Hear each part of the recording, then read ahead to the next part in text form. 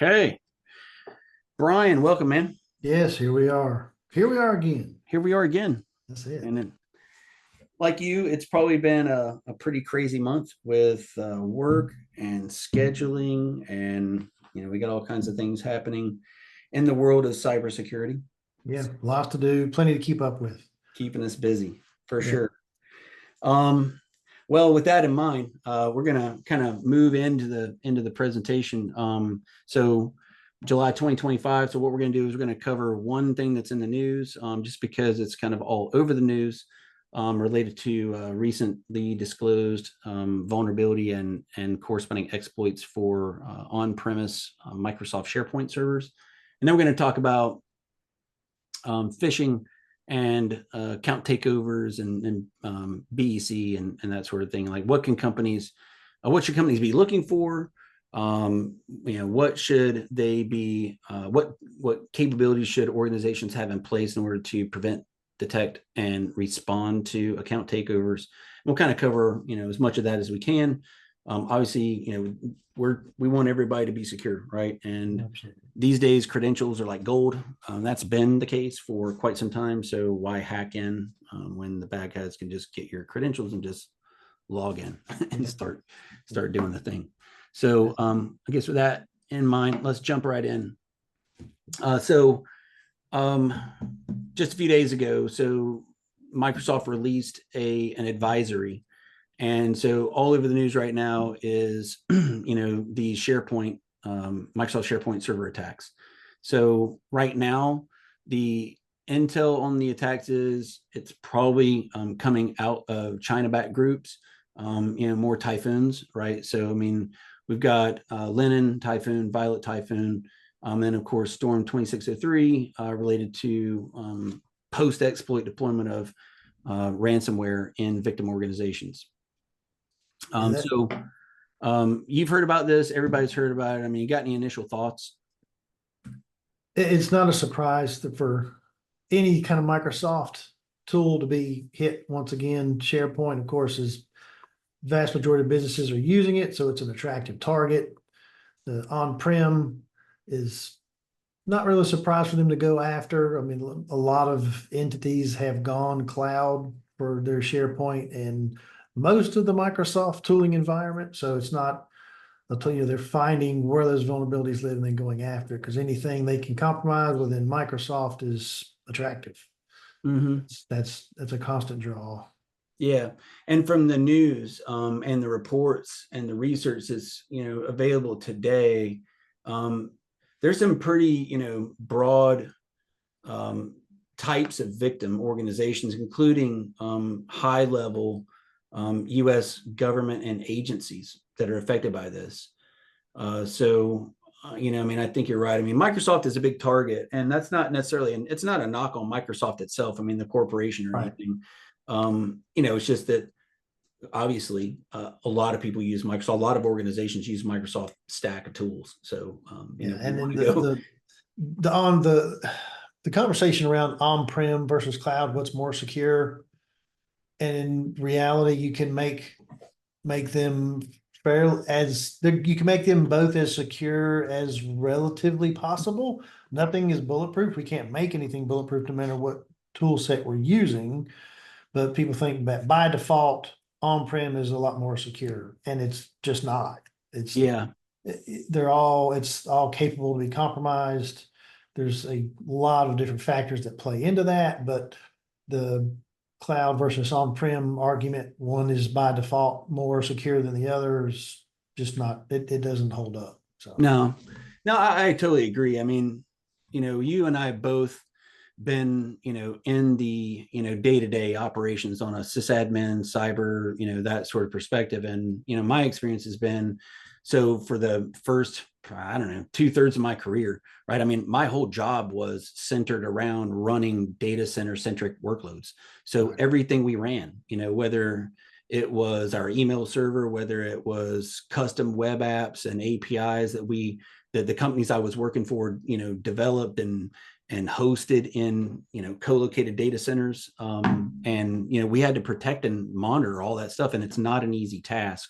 And so I think, maybe that's like part of the premise that, or part of the theory that cloud's easier is because, or cloud's more secure is because someone else is doing all that. And okay, so that might be true in certain contexts, but like you said, I mean, the same things have to happen to protect the cloud workload that have to happen to protect your on-prem or co-located workloads. There's no magic there. Yeah. Yep. So how are you configuring it? What does that security configuration look like? Mm-hmm. And the monitoring and alerting piece is just as critical. So do you have the right monitoring and alerting in place so that when you have an incident, you can identify it quickly and then respond and get everything secured and back to business as normal as quick as feasible? So it's ongoing. Yeah. No, I agree. And this particular attack and the vulnerability and everything has got a lot of opportunities for people to learn. I mean, so first off, the initial entry point. So, well, let me just say this. This is all on-prem SharePoint. So this is SharePoint that you install on a Microsoft Windows server in your office, in your data center, whatever physical location you've got. That's what we mean by on-prem. Does not affect the Microsoft hosted, versions of SharePoint. And so the initial entry point is a unauthenticated remote code execution vulnerability. So that means the bad guys, out on the internet somewhere, your SharePoint server is internet facing so that your staff can get to it from wherever they are. You're not protecting it with a VPN or anything.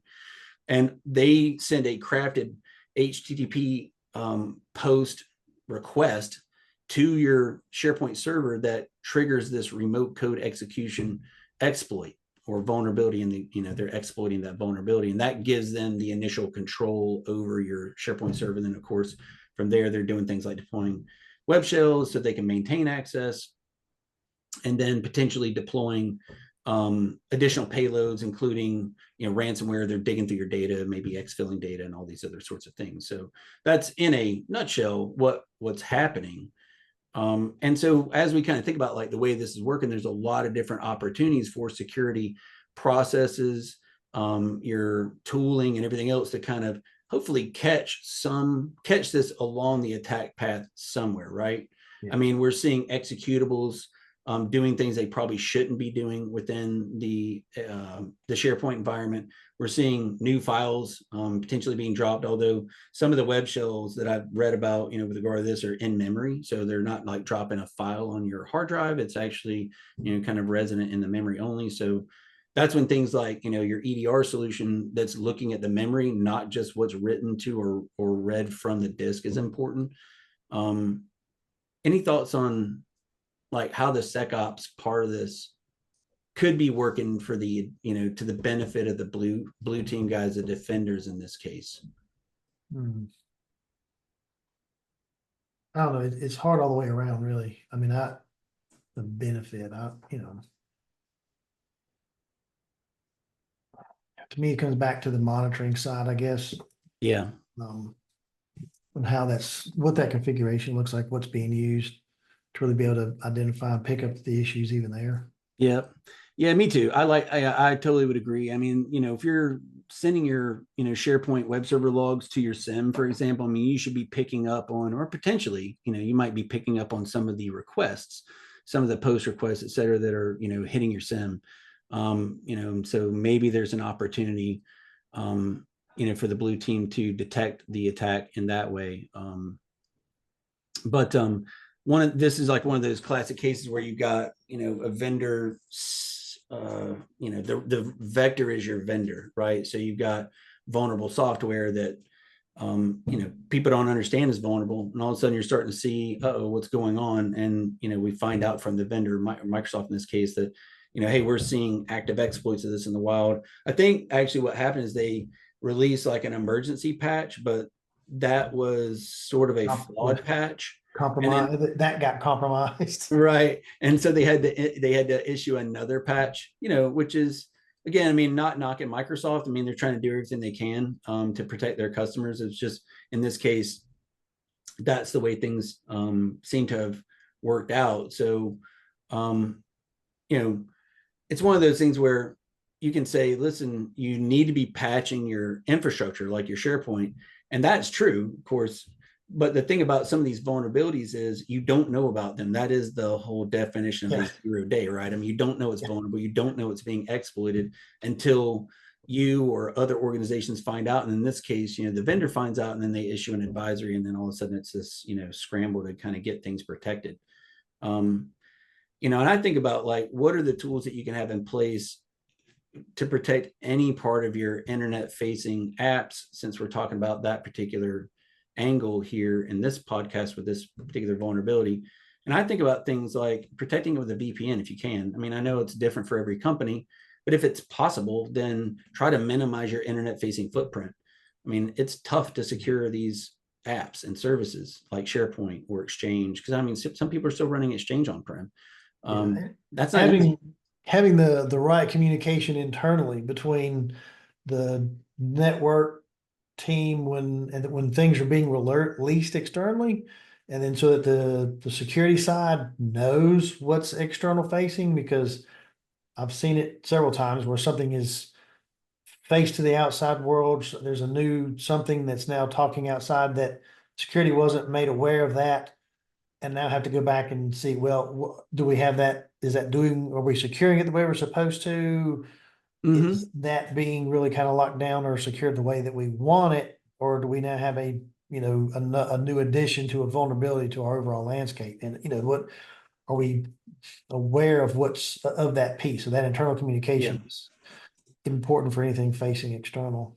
I could not agree more. And then there's always the angle of like turning the map around and looking at yourself from the position or the perspective of a bad guy. So you're going to want a vulnerability scan or pen test yourself Yeah. on a regular basis, because sometimes things like that happen. Like you're saying, I mean, somebody stands up a service and for whatever reason, it doesn't make it over to your InfoSec team. Or, I mean, heck, you're a smaller business and you don't even have an InfoSec team. You've got IT staff who may be, just, the bee's knees in terms of IT, but they may not have the focus on cyber because their whole job is, consumed with making sure systems are running, people are being productive, things aren't down. That's kind of their focus, right? And so you need to be able to, look at yourself too. Maybe even if you're a smaller, smaller company, you want to think about, can I get, and I know we're just talking about, so I'm not gonna go back on what we said about, cloud being more secure, but can I put my app in the cloud and at least have some of that, like the shared security model where Microsoft or Amazon or whoever it is, right? Where Right. they're responsible for this chunk of it that you no longer have to be responsible for. And now you're responsible for maybe a smaller chunk. Yeah, just have that very clearly understood on Mm-hmm. what the business is responsible for and what the cloud or that third party is providing, that service is providing. Don't take for granted that they're providing a certain level of security. Yes. You don't really know for sure. Make sure that that's understood so that you're not, oh, well, they got it and they don't. Right. So and then having the other piece too that kind of popped in my head was having many panes of glass in terms of your visibility on your vendors. So with third party vendor risk management, there's Mm-hmm. different tools that can monitor your vendors and then will give you an alert if something hits. If there's a vulnerability, someone's reported an issue or a compromise with a vendor that could impact you but hasn't been compromised in your environment. And as soon as that releases, you've got something that's monitoring your vendors, you get that alert that says, hey, Yeah. your vendors has been compromised. So having that piece there as well is critical. So monitoring your vendors to have that pane of glass when they get compromised, you get an alert and hopefully can mitigate that problem before it impacts your environment. Yeah. Yeah. That's super important too. And on that front, we've had good experience with a company called Nudge Security. I mean, they do a great job at doing that. So I know there's other companies that are out there, don't have any experience with any other ones, but I could definitely speak to Nudge in terms of discovering what vendors we're using or what vendors our customers are using, and then telling us, a security profile for each vendor. And, like you said, if there are issues, then, folks are getting notified so they can start looking into it. Yeah. That trust thing you mentioned a bit ago and like the shared security model, I can't tell you as an MSSP how many times we hear that where we're talking to a potential customer or a customer, an actual customer, and we're like, hey, we think you should invest in cybersecurity for this particular aspect of your environment that, well, hey, my EMR vendor takes care of all the cybersecurity for that, and we don't have to worry about that. I'm like, no, actually, no, they take care of a part of that cybersecurity, and you're responsible for like whatever's not in this lane. So that's like all these other things, and we really can't just wholesale just turn over responsibility for our business risks, right? The financial, Yeah. legal, the reputation, all the other risks, right, that come with cyber, right? And that is such a common misconception with cloud stuff. So when for about 7 years, I taught this risk mitigation course through Harvard. And one of the things we talked about was the misconceptions of cloud and using the cloud.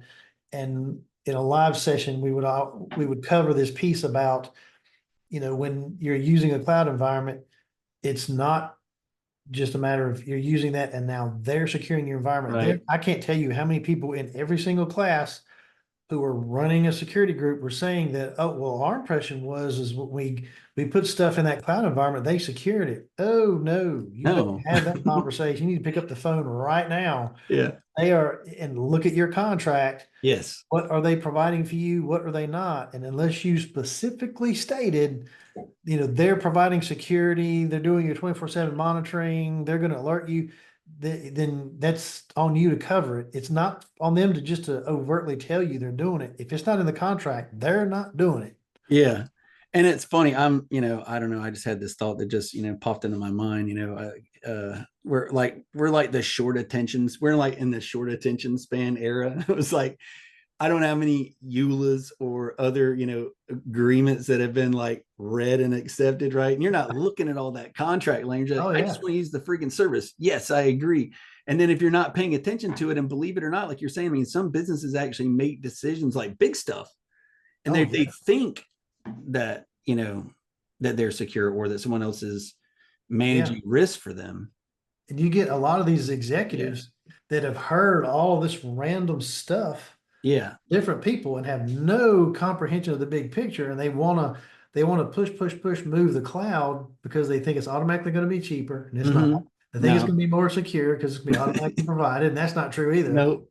And there's all these things that end up kicking them in the back of the head that they just didn't realize what was involved when going from on-prem to cloud, and why people will do a hybrid environment, or they'll start hybrid and gradually move as they kind of figure out how to do that security configuration change, and pay attention to that detail because it bites a lot of people.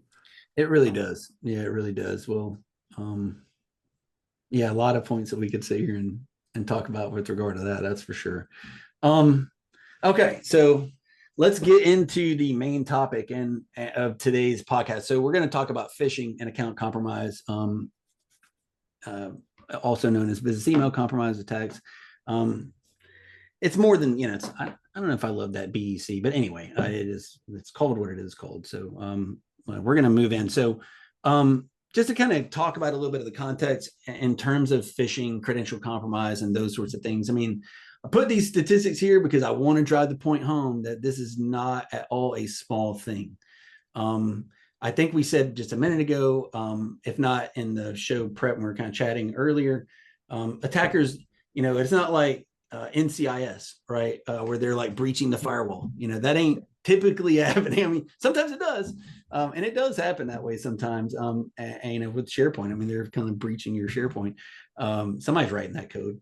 But a lot of times, the bad guys, look, they're trying to make, there's an industry behind all this. So people need to be aware of that. There's initial access brokers that are they have all the credentials that have been gathered in these data breaches, right? And they're selling those to other people who are running ransomware rings or, any number of other parts of this bigger business model, which is all obviously financially driven. It's more about just the attackers want credentials. They do hack. That is totally and 100% legit. But it's so much easier for them and less expensive that they can just buy some credentials, just log into your organization, than trying to figure out, like, can I get around Cloudflare or the Imperva WAF or your Palo firewalls or whatever else it is, right? I mean, that's more difficult than logging in. The whole email piece is so much easier to automate. So they're automating their employment force to send that, because they mass send these emails. All they need is one person to click hopefully at the right level to where, they're using the same username and password across their environment so they can just log in and get access to a whole host of things. And I've had a lot of conversations across just about every sector where security leadership everywhere is seeing this. It's the number one way they deploy ransomware, the whole thing where they're trying to capture login information, that credential snatching tooling that they're using is just extremely prevalent, and they're compromising vendors to deploy that. And I've seen within the past 2 weeks examples where an HVAC entity was compromised and the business was expecting a quote from this HVAC vendor, and they received an email that came from them, from the person, with an attachment, but the attachment wasn't the quote. When they clicked on it, it actually popped up with a request for Microsoft credentials, and the person initially saw it, believed that they may have been kicked out and then needed to log back in. So they put their login credentials in, it captured it, sent it home. It actually created a temporary file and started capturing their inbox email and putting all that together, sending out their login information out, and it took over their email environment very quickly. And it was all expected traffic. When I had a conversation with the initial vendor that was compromised, they were like, yeah, we thought it was an email we were expecting. When we got compromised, it was an attachment, and it deployed this, it captured those credentials, and they logged in and took over our 365 environment. So it just makes it easy. They can just automate that whole attack process. Yeah, and they do. And I love the fact that you brought that up, because it's not like the olden days, which was, a few years ago, right? Like the bygone days, right? Yeah. All this stuff is automated. And I think people are just kind of maybe not thinking about that, or they don't understand that. But from the time that they get your credentials, every other part of the process, at least the initial parts, are all automated, and they happen at what we call machine speed. I mean, that's fast. I mean, it really only takes, seconds or minutes, a few minutes, before that entire initial phase is completed. And like you said, MFA is important, but there are ways of the adversary getting in between you and the end service that you think you're logging into, and they can capture everything, and then they're in, right? And that's why there's this big push for pass keys, or using something like a YubiKey or some other kind of hardware cryptographic, key-based authentication that the bad guys don't have access to, and it just makes it much, much harder. But yeah, this is all automated. There's entire frameworks that are completely free to get, right? I mean, they're easy to get, and so that's what's kind of driving this whole thing. And I'm not going to spend a bunch of time on this one, because we talked about this case, I think maybe in the last podcast we did, where this CEO of a financial firm, his account was compromised. The one thing to note, though, is, and I wanted to flip over this next one. So like the HVAC incident that you pointed out, so we worked an incident last week where it was a real estate development firm, and it was, again, sort of that trust, right? Because it was somebody they were working with a trusted third party who had actually had their Microsoft credentials compromised unbeknownst to them. And of course, the bad guy, part of that automation is send emails to phish all of the contacts in their patient zero's mailbox. And so our customer, one of the folks that received the email, clicked it, looked at the link, opened up the link, and man, I'm not trying to be too hard on people, but when we were doing the response on this, it's a Microsoft login page that looks like but up at the top of the URL bar, and this is what I want people to pay attention to, is like, look at the URLs, because it did not say Microsoft anywhere in the URL bar. It was just a cloned, faked Microsoft page. But of course, I mean, I don't know, maybe he's in a hurry. He's trying to get information from this third party because they're working on a deal, right? And so he just sees an email from a trusted person that takes him to a website that looks trustworthy because it looks like a Microsoft site, and then he puts his credentials in. Yeah, and it's hard for people to accept the fact that they can have a phone conversation with a vendor. Yeah, we're going to send you a quote. Then they may have an email exchange. and just the time between it takes them to respond, that vendor's email gets compromised and neither one of them know it. So by Yeah. the time the malicious exchange takes place, it's already kicked in and gone, and then it takes some time and some other things to happen Hmm. before they understand something's going on. So Yeah. it happens so quickly between conversations. Yeah. Yeah. And not only that happening, but also, I said a few minutes ago, the initial exploit per se and the initial like setup is all automated, Yeah. like creating a rule. Like in this particular case, the bad guy's automation created a rule. I think the name of the rule was 3 dots, just dot, dot, dot. That was the name of the rule in Outlook. Right. And so that rule was meant to like try to hide the tracks as they started sending out emails. But so there's that part of it. But then there's the other part where, and this particular real estate firm, who's a client of ours, they are, I wouldn't say regularly targeted, but they've been targeted like this in the past because of what they do and the amount of money that they transact. And so Right. you a lot of times will have the initial parts automated. The bad guy gets in, then he's actually reading through their users' emails and looking for opportunities to do things like what you're saying. Hey, listen, we're working on this real estate deal for ABC company. And I need, we're going to be sending over a proposal or an invoice or something, whatever it is, right? And he gets in on the conversation posing as your business partner. And so that part can actually be manual. Obviously, these guys are taking the time to sift through the emails and manually send emails to other parties they want to target to try to get that money. That's what they're after, trying to stack that paper, baby. So that can happen too. I do want to point out, though, there's a big difference in these two cases. And one was client A had the security orchestration and automated response, or SOAR, SOAR. The client 2 did not. They had the detection. We were able to detect, but they didn't have the SOAR turned on. So luckily, we were able to get in quick, but I do want to point out that that's such a huge capability. But before we kind of dig into that, let's talk about some of the lessons, right? Like what could we learn from phishing and BEC attacks and credential theft?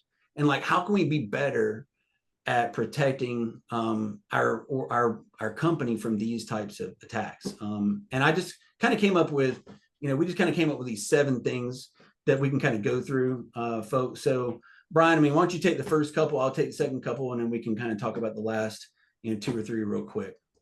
Yeah, the physical key piece, verifying the website and the domain, that's kind of falls into having your end users trained, having that awareness training in there so that they know what to kind of look for.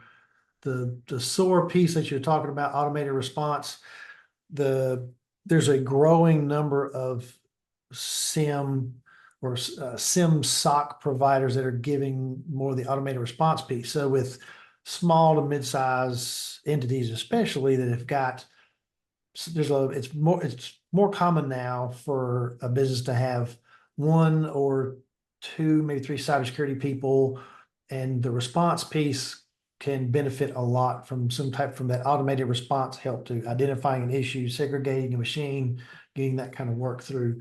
The policies piece, device compliance policies, having that stuff reviewed on a regular basis, requiring the devices to be compliant, and making sure that stuff is enforced.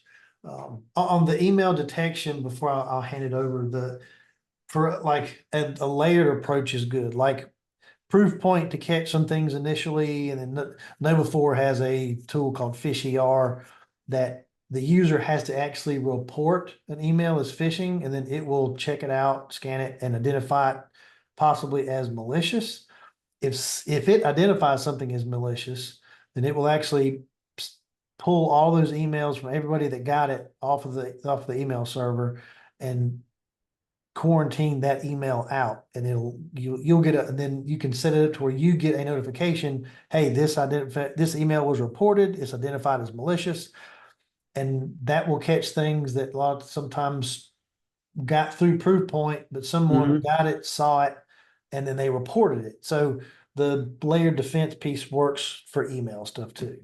Yeah.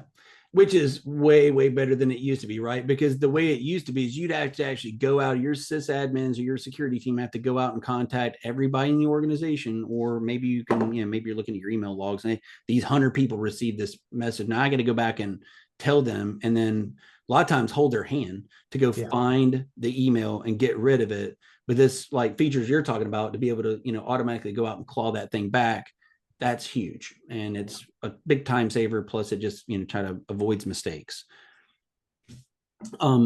So I mean, if we talk about monitoring MFA flow, simulating real phishing, and then hardening your environments, I mean, this is, when you start talking about monitoring MFA flow and watching for suspicious token and session patterns within the authentication process, I mean, for sure, like Microsoft 365 and Entra ID give you some of those capabilities. You probably also need a third-party SIM and MXDR type of a solution that's also going to ingest those Microsoft Entra ID logins and look through those logins and look at the data, the metadata within there, and look for the suspicious activity, and then either alert somebody, or maybe you're using the SOAR and you're able to take some sort of automated action. That's vital, especially if you're, I mean, listen, any kind of organization where you've got more than a handful of people is going to generate a lot of logs. I mean, and it's just more than anybody could actually feasibly go through. So you need those SOC type tools to do that. Simulating real phishing, and that's huge because we want to try to train like we fight, right? I mean, there's no way for us to effectively train people other than getting out there and exposing them to the types of attacks that they're going to be subject to. And that's, I think, really the best way to do it. And it's going to provide a lot of value for the folks that are, kind of keying on that and they're paying attention. And it's going to, help them recognize, hey, wait a second, this looks like something that we just did in the last security awareness training that, my vendor or our cyber team put us through. Finally, hardening your Microsoft or your Google Workspace environment. I mean, the defaults that come with with these two vendors are not terrible, but they're also not ideal. So you're going to want to go through a process of hardening them. And I would say a free tip to anybody out there, CISA has a couple of tools that you can freely download and use to get sort of a baseline assessment of your Microsoft environment or your Google Workspace environment. It's called Scuba Gear for Microsoft environments, and then Scuba Goggles for the Google Workspace environment. And they host a GitHub repo. So you can go download these tools. You can run these tools against your Google or your Microsoft environment and get an idea about like how does your environment's configuration compared to the best practices, from the experts across industry and CISA itself. So, and then you're going to want to make sure that you're implementing a baseline standard, right? You want to make sure that you're doing things like requiring MFA, requiring, strong authentication in terms of passwords. You're going to, do some other things to make sure you're limiting access. So let's think this through. All right. So the next thing that we kind of wanted to talk about was just sort of the SOAR versus non-SOAR. I mean, to me, it's a no-brainer, especially as affordable as some of these solutions are becoming. It's just, I don't know why any company would want to go without SOAR. It's just too important. Yeah, all these, the way that tools are implementing, whether it's a combination of AI and machine learning that's embedded within a lot of these tools to help with improved and efficient data processing and understanding how to better and more rapidly find these threats and then manage it appropriately. It's all going to get faster and faster and faster in how well it works. Mm-hmm. We talked about this before we kicked on the podcast, but the without SOAR part of on the 30 to 60 minutes, we were both talking about how that's actually super generous. I mean, I don't think that's been my experience. I think it's been longer than that when it comes to manually detecting and then blocking some kind of malicious behavior. Yeah, that's a lot more drawn out process than under an hour. Yeah. Yeah, that's pretty That's Yeah. pretty aggressive. I mean, it's a great target to shoot for. With SOAR, I mean, it can literally happen almost immediately. I would say that this is super important. So if you're listening to the podcast or watching the podcast and you're CISO or cybersecurity infosec manager, or if your role is to evaluate products, vendor solutions, and things like that. I think that SOAR should be one of those things that is tops or really high on your list as you're evaluating solutions. Yeah. It's just it's a game changer. Yep, absolutely. So if we were to kind of put together like an action plan, like in terms of like, hey, we're the good guys and we want to protect our customers, or we want to protect our organization, then we're definitely going to implement that phishing resistant authentication. So there's several different technologies that we kind of covered before that you can implement to do that. You're definitely going to want to make sure that your email filtering is using AI machine learning and has the ability to detect these kinds of attacks, these phishing attacks. You're going to want to enforce some sort of single sign-on and adaptive MFA policies. Like an example of that would be, hey, we might require an additional or stronger type of MFA if the user is logging in from an IP that we've never seen them log in from. Yeah. You might have different policies that affect logging in and accessing your Microsoft environment. For example, if the login is happening from a trusted machine, maybe at your office, you can tell that by the IP space. So there's different things that you can do to try to make these incremental little improvements in the way that your authentication model is working. Also, you want to build, test these identity detection, threat detection response, and SOAR playbooks. Make sure that they're working as they expect. Vet this out, because I mean this isn't necessarily an easy thing to roll out from an organizational standpoint sometimes, because we have to take into consideration that there could be some false positives. And even if it isn't a false positive, sometimes disrupting access to email and data, that's sort of a tough pill to swallow sometimes. So that has to be talked about and discussed and planned. I would say, quarterly, I don't know about you, but quarterly might be a little bit too far, but at a minimum, quarterly phishing simulations. I believe in a lot more frequent phishing tests. At least once a month, if not twice a month, is kind of my approach. Yeah. I like keeping my people on their toes and almost kind of paranoid to check and really check, because that business email compromise is just so pervasive, and that's how ransomware is being deployed. And with all the email compromise stuff, the credential collection stuff that we've seen, Yeah. having your end users hyper aware that's your number one best defense. Yeah. No, I don't disagree with that. And then obviously, I mean, the last two, right? So you're going to want to make sure that we're, that we're connecting the dots, right? I mean, having MDR, having a SOC capability, having SOAR, having those tools integrated into the business apps, services, and systems that we use on a day-to-day basis. That could be, your AWS cloud, your Microsoft, your Google Workspace, Okta. There's lots of different integration points that we can tie into these days, and make sure that we've got that broad visibility in order to prevent, detect, and respond to these types of attacks.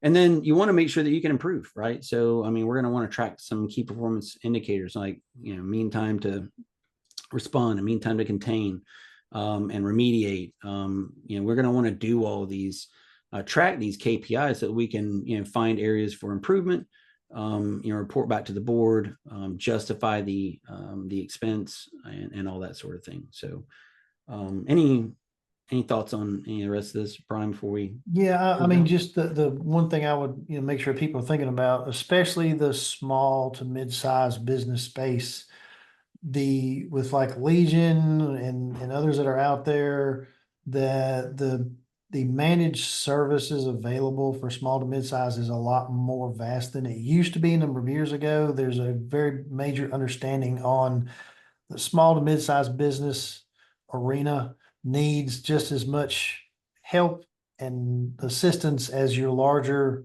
bigger organizations, and the pricing points are out there to, no matter where you are, to kind of meet your need and cover what the business need is. So with folks like Clay and Legion, they understand, to help what your business need is once they have that conversation. And I think it's just people kind of will assume, well, it's going to cost, it's going to be an absolute fortune to even try to have any kind of cybersecurity stuff in place. And it's just not the case. There are options, and it's worth asking questions, having those conversations with a provider to get that clarification. Yeah, I totally agree with that. And then, thanks for bringing that up, Brian. The advancements in technology, and especially, I think AI is changing everything, man. Yeah. And we intend as a company, and a lot of companies are doing this, to use the advancements in artificial intelligence and some of the adjacent technologies like machine learning to drive the prices down and the results up, right? I mean, that's one of the major, I think, impacts that AI is going to continue to have. And there's a lot of companies out there in the security space that are doing this really, really well right now. And I think that as you see, like the what you call exponential growth, right? I mean, Elon and his team were just talking about what a week or so ago about like Grok 5, I think, is coming out, and like just that they started out at almost like a laughable nothing, and then now it's so much more far advanced. So we're going to want to take advantage of that, and every company, I think, is going to want to take advantage of that smartly. Yeah. Like read those EULAs, right? Because I mean, you want to make sure you understand like what's happening to my data. I mean, there's a lot to be learned. But I think from a cybersecurity perspective, from a prevention, detection, response perspective, there's a lot of bright, shining, lights that we're seeing in, now, and like as we look to like what's going to be happening. And I think it looks good. The other side of that coin, though, Brian, is the bad guys are also using AI, and they're targeting us with it. So it's going to come, and you're going to use it. Absolutely. Yeah. All right. Well, thanks to everybody for watching. I hope that this has been beneficial and valuable to all the listeners. Brian, thanks, man. Really appreciate it. I know you enjoy yakking about it. So yeah, man. If nothing else. So anyway, we'll see you guys on the next one. Yep, absolutely. Thanks, man. Yeah. So, all right, dude, we've got just a couple minutes left, so the timing was good. So did I understand right? Like you're not going to be around to do one in August? And if that's true, that's totally cool. Yeah, I'm just, it would have to be very, I've got like 2 days. The first week of August is. Okay, cool. Well, I've got that call with the guy over at the Global Chamber tomorrow. I couldn't do it today. It's just like things are too crazy. But once we do that one and record it, I'll shoot you over the link and you can take a look at it. But okay. Yeah. Man, I am praying that you have a good month, a productive month, that you're going to stay strong, that God's going to give you all the energy and the insight and the wisdom and the clarity and the, the response and all that kind of stuff that you need to do your job, man. Because I know you're in high demand, and I appreciate it. You're doing awesome. Thanks, man. Keep it up. Yeah, I appreciate it. Heck yeah. Well, look, if I don't talk to you soon, by the way, I'm eating dinner with Scott Horner tomorrow night. So I'll say hi from you to him. Tell him that whenever I see him again, I am going to smack him in the back of the head, because there's no reason it should be this long that I have not heard from him, caught up with him, tried. I don't, I'm smacking him in the head next time I see him. Listen, I'm going to tell him that. Because you're right, because he takes too freaking long to get back to his friends. In fact, Stacy was trying to get us to meet for some dinner or lunch or something, right? Yeah, we were trying to find a day or something. We went back and forth. I think the conversation got lost in the mix, but yeah. It may be September. Yeah. Okay. I mean, would that be all right? That's Yeah, that's and then why don't we see if the mysterious Scott Horner can like somehow get out of his damn tool truck and meet us for lunch or something. Yeah. Tell you, we need the mystical Scott Horner to grace us with his omnipresence if he could for an hour. I'm gonna let him know. I'm gonna let him know. And maybe I'll get lucky and I might just hand my camera to the hostess and say, hey, take a picture of this. Yeah. I'll give him one for you. and then let him know he's got another one coming next time he sees you. Yeah, absolutely, man. I appreciate it. All Yeah. right. Well, listen, say hey to Wendy, Yeah, we'll do. and we'll talk to you soon. Sounds good, man. Take care. See ya. Bye. Bye.